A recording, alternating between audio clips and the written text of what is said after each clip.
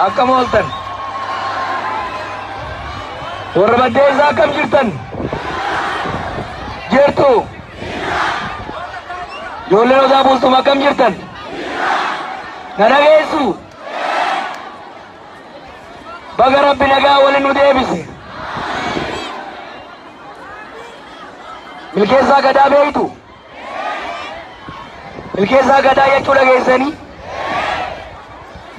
gootota Oromoo dachiin baddeessaa magarsite keessaayi mee dhaggeeffadhaa wayiin isin hima gootonni akka milkeessaa fa'aa arduma tanarratti magaaluma tanatti naanna'uma kanatti akkuma keessanii dhalatan dirruma tana faarratti kubbaa taphachaa turan laalaan gabrummaa haddaan gabrummaa tuffiif dhiittaan saba isaaniitti irra ga'u saamichi qonnaan bulaa keenya irra ga'u waan isaan laalesseef barnoota isaanii dhiisanii aayyoo baabboo isaaniitiin nageetti osoo hin je'in waraana bilisummaa Oromootti makamanii diina waxalanii ajjeesanii biyya bilisoomsuuf dalaguutti seenan. Maaliif hin kaase beeytu milkeessaa gadaa baha Oromiyaatitti qabsoo geggeessuu bira dabreet waraana bilisummaa Oromiyaa Oromoodhaa dhiha Oromiyaatitti gadi warra dhaabe keessaayi. Maaliif hin jee beeytu har'a gadeen qabsoo Oromoo bakka isin irraa dhufte hin beeyne har'a hattuun Oromummaa waan taate hin beeyne har'a heertuun bakka nu irraa dhufnee fi akkatti irraa dhufne hin beeyne har'a heertuun bareedaa jayina meeqa wareeinee irraa as geenye hin beeyne Oromiyaa kutaa kutaan kokkootuu barbaaddi. Oromiyaa chirichaaroodha gurgurachuudha barbaaddi. Kerro ilmaan milkeessaa gadaa gandaan ni godhamti. Amantiin ni godhamti. Ni bitamti. Ni gurguramti. Ni dallaalamti. Hin dallaalamtu jechuudha. Warra nu kokkootee kaleessa nu kokkootanii naftanyaa jala nu bulchaa turan akkasii miti. Itti aansee nu kokkootamanii hidhii bitamanii nu gurguratan wayyaanetti akkasii miti. Har'a haariyaatiif gurguranii naftanyaa jala nu deebisuu deeman. Itti dhiibna. Gumaan milkeessaa gadaa itti nu dhiisa. Lafeen milkeessaa gadaa itti nu dhiisa. Lafeen milkeessaa gadaa wallagga irraa fayyu itti dhiisa.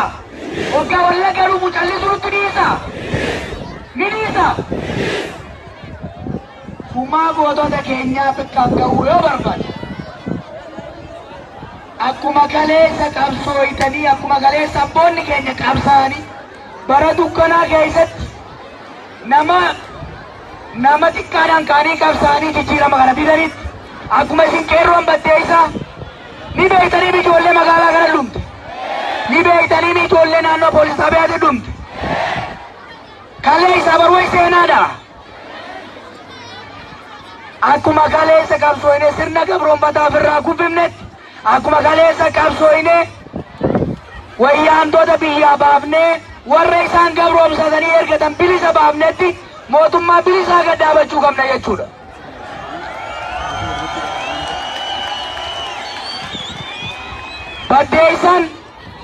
Baddeessaan warra poostaan erganiin osoo hin taane warra warri baddeessaa ergamuun buluu qabdi akkasiimi.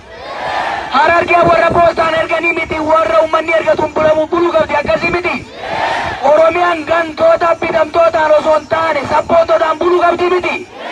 Kana barbaadanii miti. Kanaaf qabsoomne miti. Hattuu ifanne miti. Diina ifanne miti. Iftamuudhaan qabsooyne miti. Bulchuu qabna miti. Filannoo kanaaf qophaa'aa. Wanni sirraa eeyi. Tokkoffaa waraqaa eenyummaa baafadhaa. Waraqaa eenyummaa ta'e ni beektaniimi. Eenyummaa ta'e dhiigaan barreeffanneemi. Oromummaa ta'e dhiigaan barreeffanneemi. Waraqaa eenyummaa baafadha. Warri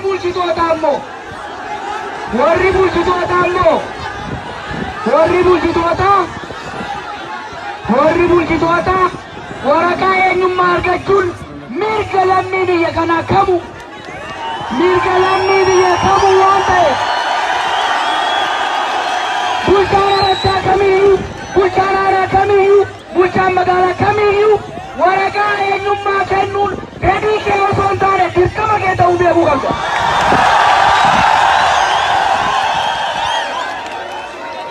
Waraqaan muka keenya irraa tolfame akkasii miti. Qalamni maallaqa keenyaan bitamee miti. Jalbaa duuba maaltu isa dhoorga waraqaa kennu? Tokko kana. Lammaffaa gaafa filannoon dhiyaatetti tokko keessanii nabinaa galmaayaa filachuudhaaf na dhageessanii yoo isin falachuu baattan bitamaan ol baheetti wal filaa kana beeka. Yoo Oromiyaadhaaf yaaddan, yoo Baddeessaadhaaf yaaddan, yoo Harargeedhaaf yaaddan, yoo dhiigif lafeen gootawwan keenya kan isin mararu taate namni tokko osoo nafne galmaayaa filannoodhaaf. Kasadaffaa akka kaabaawattis akka gamtaa jaarmaalee sabboontotaattis nuti abaluu filadhaadhaan isinitti dhufaa hin jirru. Nama akka isin bulchuu barbaaddan, nama akka Itoophiyaatti bakka isin bu'uu barbaaddan, nama akka Oromiyaatti bakka isin bu'uu barbaaddan, warra mootummaatti deebi'ee Harargee lixaa akka bulchuu barbaaddan, Baddeessaa akka bulchuu barbaaddan, Odaa bultuma akka bulchuu barbaaddan. Ammuma qopheeffadhaa Oromoo isinitti himaanii. Ammuma qopheeffadhaa. Abaluun nuutaanii beeyna. Hinatu hin kitibu. Hin gurguramu. Farattuu miti nama walitti hin naqu. Gosaan naman qo'atu, amantiin naman qo'atu. Biyya teenyaaf ta'a nama jettan nu kennadhaa. Nuti madaallee isin deebifna. Isin filattaniiti biyya bulchina jechuu.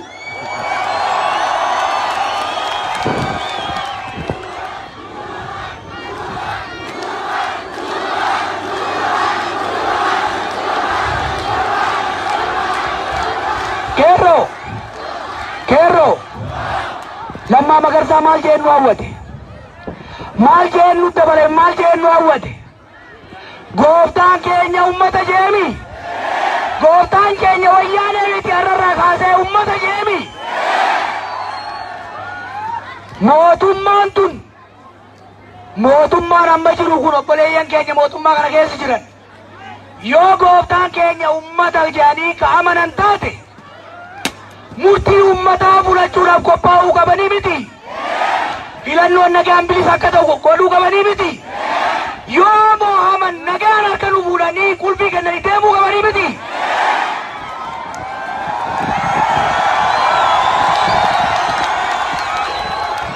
Nu gama keenyaan Kerro kalee wayi nu filtanii if kanninee miti. If kaadhimnee miti. Aarsaaf goluuf qophooynee isin hoggannee miti. Waan dandeenyu gooneemi. Wayyaanee waliin dhiibneemi. Ammoo wanni isin dhufnuuf akka nu ergattan barbaanna. Akka nu kennattan barbaanna. Kalee if kenninee Oromoo Baddeessa kalee wayi isin ganne. Kalee wayi isin kijibne. Kalee waadaa seennee aatii wayi nyaanne. Arrallee yoo aatii teessan nu kennitan hin nyaannu, hin qabsinu, hin dabsinu. Waan dandeenyu waan Rabbi nu beeksiseen tokkummaa Oromoo cimsuudhaaf, Oromiyaa irratti Oromoo abbaa gochuudhaaf, mootummaa sulbii osoo hin taane mootummaa dhugaa, mootummaa alagaan ergatu osoo hin ta'in mootummaa Oromoon ergatu zikkoon eegatti dhaabuudhaaf waadaa isiniif galle jechuudha. Baddeessa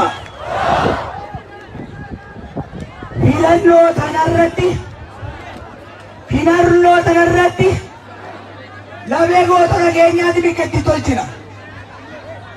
Matoo teenya wallaannan biyya bareedduu tana daalagaan irraa goomee haqqisu aayyoo baabboon biratti hagabanii tuwan tana bakka itti goonee misoomsina. Nama isinii ta'u filadhaa. Hattuu birraa dhoorkaa. Kijibduu birraa dhoorkaa. Daldaltuu irraa itti cufadhaa. Tokkummaa teessan cimsaa. Oromiyaa sagalee teessaniin bilisoomsaan isin galatoomaa.